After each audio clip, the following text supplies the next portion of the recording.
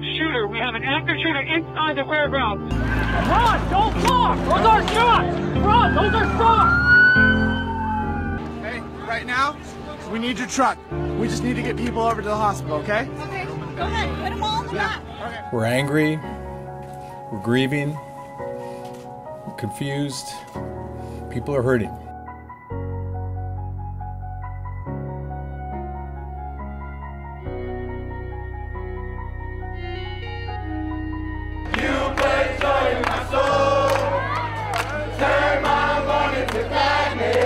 There was one bad man that night and hundreds of thousands good people that night and thousands since then. We still are Vegas strong because we're not going to let tragedy and fear win over our city.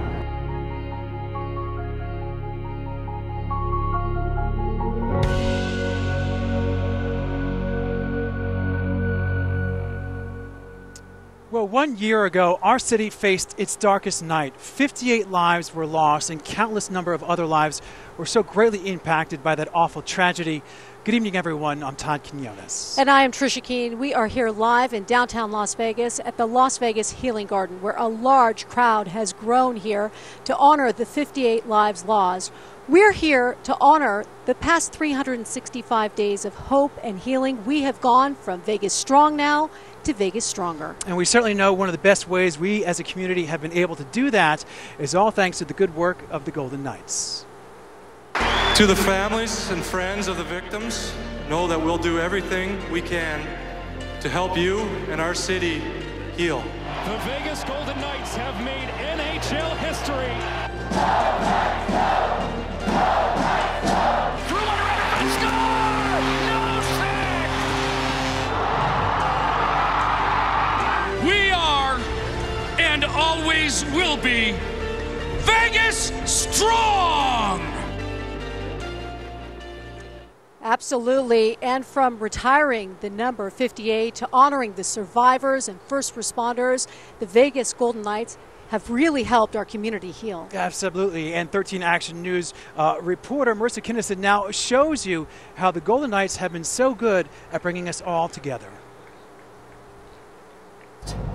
Normal moment of our lives practically at that hockey game. Ron Carpenter had just finished watching the Knights in their preseason game when he jumped in his car to start his shift as an Uber driver. But that's when shots rang out at the Route 91 Harvest Music Festival. Right about here in this area, and I noticed a bunch of people kind of hiding behind like walls and fences and bushes. Immediately, he started piling people into his car and taking trips to the hospital. This was like my go-to spot, and I'd stop right here for a long time. Like every time I would see that little corner, you know, I'd remember faces or things I would hear. 10 hours of driving people to safety, and after those 10 hours, he noticed many of them had left him money. This feels disgusting. Like, why do we even have this like money? But he used that money Scores! for tickets to the Golden Knights season opener. These rally towels with Vegas Strong on them. Also there that night, it's definitely like an escape.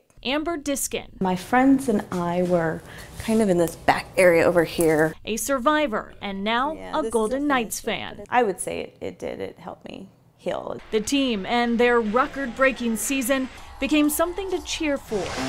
A temporary escape. Puts it in! A way for the community to come together after such an enormous loss. I felt like, you know, that was a great moment to kind of come back to normal life again. I think for so many of us, the Knights became kind of a way for us to escape, a kind of a temporary way for us to forget about what was going on. And during that Stanley Cup run, welcome to Impossible is the motto the team lived by, but that was also a motto for what they did for this community, including the detectives assigned to try and figure out how all this happened.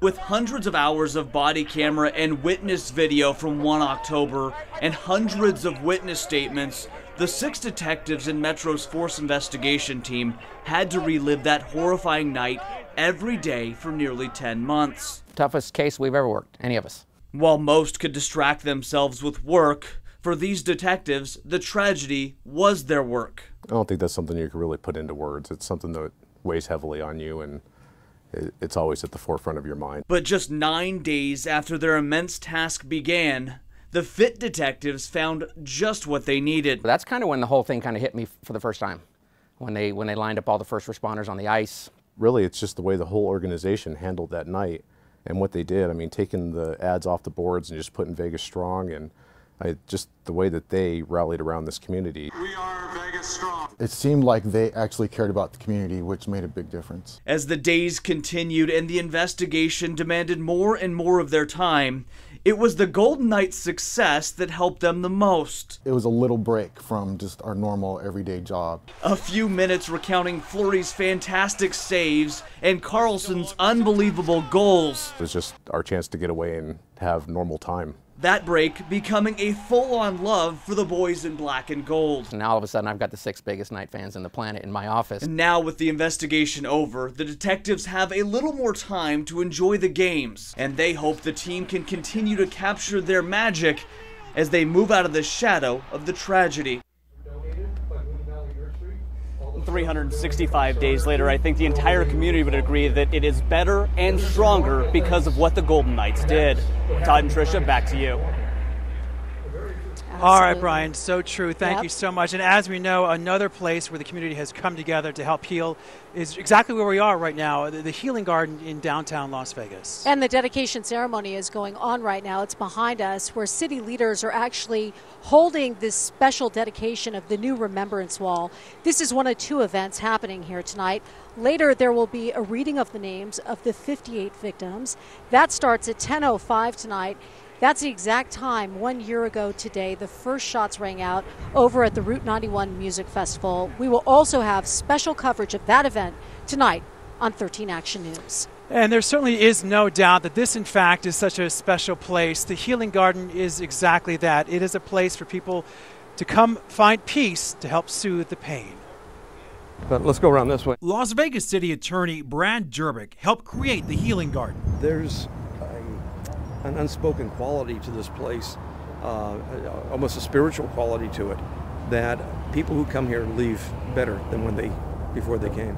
There are 58 trees here, each representing a victim, including Jerbick's good friend and former co-worker, 28-year-old Cameron Robinson, who left work absolutely giddy about going to the concert. And that was the last time I saw him, just walking out just as happy as he could be. And there are 57 other similar stories. Absolutely. Those stories are being told right here through pictures, personal items, all intertwined with living branches. In the heart of the garden, the Tree of Life, outlined by a heart-shaped planter box and tile mosaics created by loved ones. And you have all the broken pieces deliberately broken, symbolizing the broken hearts of everybody who left behind. Look at this. I mean, I love you, Mom. Mommy, I miss you. It's heart-wrenching. After the shooting, landscape architect Jay Plagencool called his friend, City Attorney Jerbick, saying that if the city could find a piece of land, he would build a memorial. Plagencool is taking the temporary remembrance wall made of wooden pallets that he built in the days after 1 October and transforming it into permanent structures. On that wall will have the names of all the victims. He wants visitors who look at the names and faces to be inspired, to leave here and live their best life. And taking a live look right now, you could see all the work that has been done here. I shot that story about 3 weeks ago, and they have just been working pretty much nonstop to get it to this point.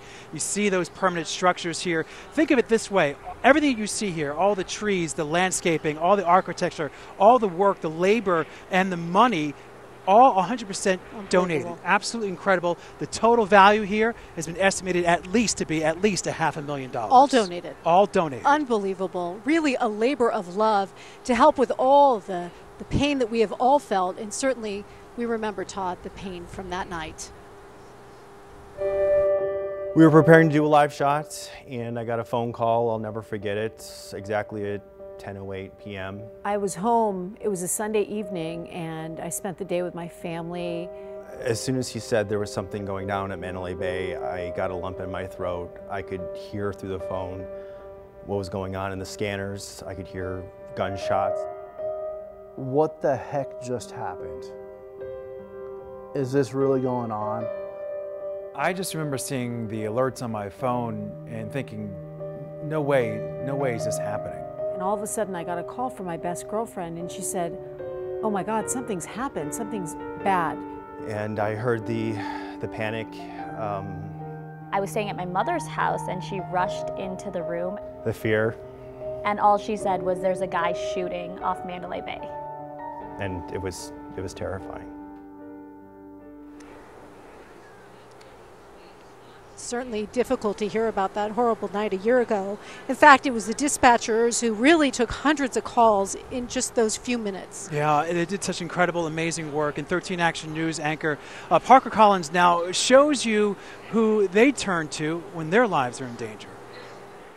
Before we knew it, chaos broke out and we were running for our lives. Melanie Strader normally listens to calls for help. On 1 October, though, she had to make one of her own. She was at the Harvest Festival. It was her 4th year going, so when the shots went off, she knew something was really wrong. She crawled and hid under some bleachers.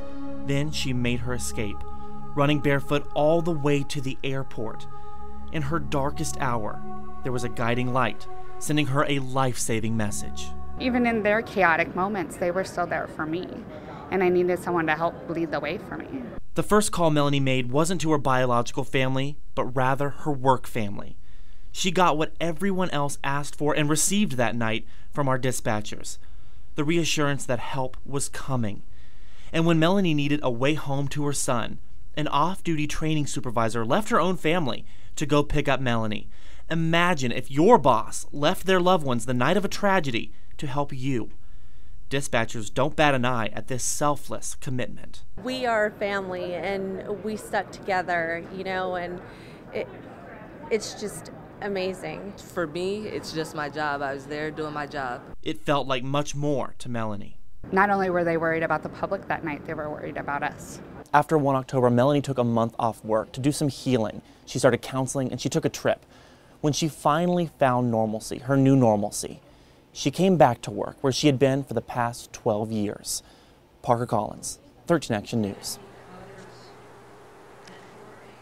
And we appreciate our first responders. They saved lives. They did an incredible job. It was certainly tough moving forward the next day. It was also very tough, specifically at Faith Lutheran High School. Yeah, they were hit particularly hard, as we know. 2 students were wounded in the shooting. Still, they had other students, teachers, and alumni. They were there that night. And now anchor Beth Fisher checks in on how the Faith Lutheran community is healing.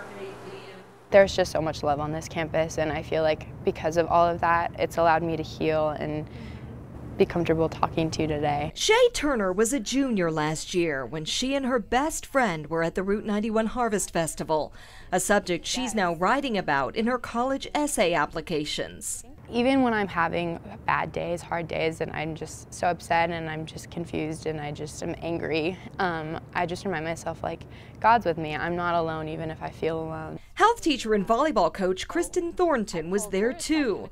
She says this school, focused on faith and prayer, has been vital to helping her heal. They had their students all write down a prayer for me and put it in the jar, and to keep on my desk, so days that were hard, I could open the jar and take a prayer out. Things like that you don't get other places. God is still on his throne, and we made that clear to these kids. Dr. Stephen Book is the CEO of Faith Lutheran. He says things are a bit different on campus this year. The only way you can get on campus is over there at Wallapai, and again, there's an armed guard waiting for you to talk to you. So we kind of took the exterior and tightened that up a little bit. Dr. Book had been considering increasing security on campus before 1 October happened. After the shooting, it just made sense to add 3 armed security guards. There's your tummy. And this little girl, named Esther. Esther is our comfort dog that we have now, and she's been here every day. She's got her own little pen over here and everything. By Counselor Dan Bukima's count, 14 Faith Lutheran students, staff, or family members were there when the shooting happened. But everyone was affected. At one point, I had the Washington Post was just interviewing me. I cried in the interview for the Washington Post, and I had no idea that I was going to. And it was just one of those things where it affects you. It's a horrible thing no matter what. But they're getting through it together, especially focused on their students suffering from PTSD. It's still hard, I'm telling you. Some of those kids are rocked. Some of the kids that weren't hit that were there are still, it's getting better. Even the counselors told me this fall, they said it's better. But like you say, we were hammering caliche and they just can't take that noise. Noises used to upset Shea Turner, too. For Kristen Thornton, it was shelter-in-place drills that brought that night back. But they both say they're doing really well. I feel like I finally have this sense of acceptance of like, okay, this happened, my life is different, and I'm gonna move on and live to the fullest now that it has changed. Beth Fisher, 13 Action News. I saw people just walking kind of almost like dazed and didn't know where they were going. They just knew that they had to get away. Where we were, most of the victims that were injured were taken to the hospital, so we were getting a lot of people that were still searching for friends or family and trying to find their loved ones. Part of what we were doing was trying to help foster some form of understanding. I start seeing the videos like replaying over and over again of people running, the gunshots. You could hear the gunshots. The one that sticks out in my mind was a young mother who I interviewed, and all she could think about was, I'm not going to die here today.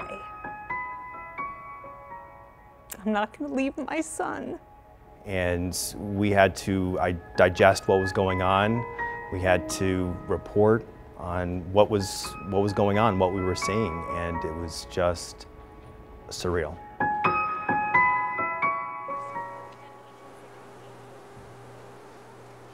And you are taking a live look right now at the dedication of the new Remembrance Wall. You have city leaders speaking here live tonight. There's a large crowd that has gathered here, as long as some survivors of that night. You are taking a live look, and we just heard from Mayor Goodman as well. Tricia, thank you. You know, for so many, the date of October 1 is going to be marked by this tragedy. But for one couple who survived the shooting, they essentially want to try and take this date back, not only for themselves, but also for all the survivors. Exactly, Todd. No one asks for a tragedy to be brought into their lives, but what this couple has done is take back that day for themselves, their families, and for other survivors. So from now on, they'll look back on the 1st of October as the day they got married. Todd Winkie used to tell Osha Collins Waters that he'd take a bullet for her. A year ago today, he did. I could see the blood on his shirt, and it was covered. Todd took one bullet as he shielded Osha, 2 more as they fled for cover. Lying on the ground, Osha turned inward. Praying that he was okay, and praying that we were both going to get home to our kids. Osha's prayers were answered. She escaped without a scratch. Todd alive, but with shrapnel lodged in his left side. Todd says that night snapped things into perspective. Why put off for tomorrow what you can do today? Todd had already planned to propose to Osha in December on the couple's 5-month anniversary. We sped it up a couple months. The moment Todd proposed, they both knew when and where they would say I do. We knew immediately that we wanted to get married in Vegas on October 1st. Las Vegas, one of the couple's favorite cities to visit, on October 1st, a day once marked by tragedy, now by joy and love. And so it was meant to be. Today, Todd and Osha said I do at the Chapel of Flowers. They hope today offers up a kind of healing to their family. It's being able to look at our girls and not see pain in their eyes. They say their love for each other has been strong since day one. But now, forever together, they're even stronger. So during their reception tonight, they say they'll hold a moment of silence for the 58 people who lost their lives on this day last year. Jackie Kostek, 13 Action News. All right, Jackie, thank you so much for that. And UNLV right now is working to archive the moments, all the information, social media posts, and stories from 1 October. 13 Action News anchor Dana Roselli explains how the future will be able to learn from the past. Where do you even begin? Tammy Kim is in charge of all the web data from 1 October. She says Vegas Strong pages created by local news organizations have helped her collect and archive history. I actually got inspiration from existing web archive collections documenting these types of spontaneous tragic events. Kim says the most interesting parts were the real-time posts from newsrooms and pages like the UNLV Emergency Services site that most of the time sits empty. Some people gave blood, others left memorials at sites. We thought that we should capture as much evidence as we could about the event to help people remember, to help people heal. Social media is a big part of that, and Thomas Padilla is the digital research librarian. He says there were 11 million tweets surrounding 1 October. They started locally and then expanded around the globe. They're kind of short expressions, but there are millions of them. So when you see them all kind of cascade over and over again, it's pretty challenging to deal with. He pinpoints some of the most retweeted images, the definition of terrorism, a picture of therapy dogs, a text message that appears to be from someone at the concert, saying, "I've been shot, I love you so much." Padilla says it was also really moving to see the emojis change too. There were about 800,000 emojis used before and after the shooting. We start the day before, and they're kind of happy because it was Vegas, right? Like happy things were happening or something like that. And then you kind of see a clear cutoff line in the emojis. Padilla created this visual. You can see a constant stream of pray hands and crying faces that start during the shooting and last the rest of the week. Clay T. White has been interviewing people about 1 October too, and she collects the oral history. Did you learn anything new maybe that you didn't expect? Our coroner is a person who has great feelings. And is not ashamed to express those feelings. That was one of the interviews. I'm a person who's not a crier, but that was one of those interviews that I also had a tissue in my hand. White was also amazed talking with a photographer assigned to the concert that night. So close to the speakers that the entire time he thought it was speakers malfunctioning. And as the crowd began to run, he just stood there and took pictures. Dana Roselli, 13 Action News. The way that Vegas stepped up in the moments and the days after 1 October was just unbelievable. And people say it all the time, there was so much love and light in such a dark time in our city, and that shows you who the people of Vegas really are. So in investigating the crime as well as sharing the stories of the survivors, I learned so much about this community that I'm a part of. Comforting, at least for me, to see people coming together, complete strangers, willing to lean on each other in their time of need. That's what really stuck out at me in this tragedy. More than even just the amazing response from the city, it just showed me about humanity, and that is that there are a lot of good people out there. So the city coming together, as so many people have said, is no joke. It is unbelievable how everyone just coalesced to make one day that was very dark, maybe just a little better. We proved to the country that we have heart. And 1 October showed the world what Las Vegas is all about. And this is something that we will live with for the rest of our lives, but we will rebound and we will come together. And this past year has proven that. And certainly, as we know, in the days, weeks, and months after the shooting, so many people turned to social media to help themselves cope. And you spoke to a Valley mom whose daughter attended the concert that night, and she really wanted to try and do something really special to honor the 58 lives lost. That's right. It's an emotional story, Todd. And out of the tragedy, the 58 Random Acts of Kindness Facebook page was Vegas born. He needs money to buy food. Mary Rendina loves to scroll through the random acts of kindness posted on the now global Facebook page she created called 58 Random Acts of Kindness after 1 October. It's a place where thousands of followers pay it forward, commit acts of kindness, post about it, and find healing. I've had people reach out to me who are family members of the 58 victims and saying that how much they appreciate our page. This Facebook page, where people post how they're making the world a better place to live, has been therapeutic for the Rendina family. As Mary's daughter, Mary Grace, and her friend Brianna look at videos and pictures from the Route 91 festival, they remember the good times that weekend, but they can't forget the strong urge to leave the concert Sunday night. We just had a weird feeling We just wanted to go home. Something just didn't feel right. Mary Grace and Brianna escaped the gunfire by just minutes, leaving the concert right before Jason Aldean performed. I think it's really strange, and it definitely saved our lives. I have to thank her, because without her, you know, I definitely wouldn't have even thought to leave. And surviving 1 October was a call to action for the Rendina family. We thought it was such a great idea to do these little acts of good and be the light where all the darkness is surrounding us. What evil meant for harm, love turned to good. For me, I think the healing began the very morning after the shooting, when I saw upwards of 4,000 people in line at United Blood Services, and not a single person would leave the line when they found out how long the wait is, because they were there to help. It was incredible. When you saw New Year's Eve happen and everyone was safe and had a good time, you thought, okay, this city is sort of turning a corner.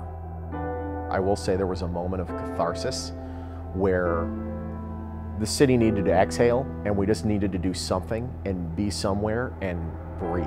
Standing there at the Golden Knights home opener, you know, Derek England's speech, like that was just a moment where we can just say, whew, okay, we're safe.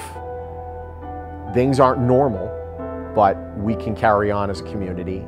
That whole game, you know, them winning and continuing to win the way they did, but just starting off strong and giving those fans a reason to cheer so quickly, it was that moment I went, this is exactly what the city needs right now. Seeing what the Golden Knights did here, and seeing how far they got through all the adversity, you know, the 58 names that are inscribed under the ice, and to see out of that tragedy came the Golden Knights, and their success just told me that nothing is going to stop Southern Nevada. And this tragedy has taken a toll on the community physically and emotionally. And Carla, as we know, so many people still struggling with the trauma today. That's right, and I learned by really focusing on the mind-body connection that can help heal the hurt. What it is that you wish away from the past. In precise movement and steady, deep breaths, there is vulnerability, but also security. After trauma, we suddenly feel like the world is unfriendly or unsafe. This is Trauma Recovery Yoga, or TRY, one of many classes Joyce Bozen has taught since the 1 October tragedy. We work with the coroners and some police officers, firefighters, 911 operators. It's yoga altered for people suffering from anxiety, depression, or post-traumatic stress. No music, no chanting, no triggers, just physical, mental, and spiritual peace. Peace Shea Johnson couldn't even find in her own home. It was one of the most rewarding, wonderful experiences since October 1. She worked the Route 91 festival. I was just basically trampled over that night. I felt as though the shooter was on top of my head. A year later, she has just had surgery on her shoulder, delayed due to her PTSD. Insomnia and wanting to be free of more than a dozen prescribed medications overruled her skepticism that TRY could actually work for her. It was the best sleep that I've had in about 10 months. She put me to sleep. I even missed Bible study. Finally reclaiming that safe place. She made me feel as though I mattered. Taken from her and so many others a year ago today. Carla Wade, 13 Action News. And one of the things I know for sure is that Las Vegas is a big family, and we have each other's backs. Yeah, and as you know, we were Vegas strong. We are now Vegas stronger.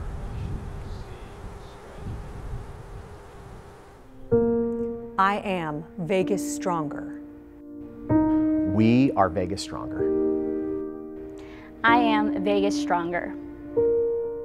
We are Vegas stronger. I am Vegas stronger. We are Vegas stronger. I am Vegas stronger. We are Vegas stronger. I am Vegas Stronger. We are Vegas Stronger.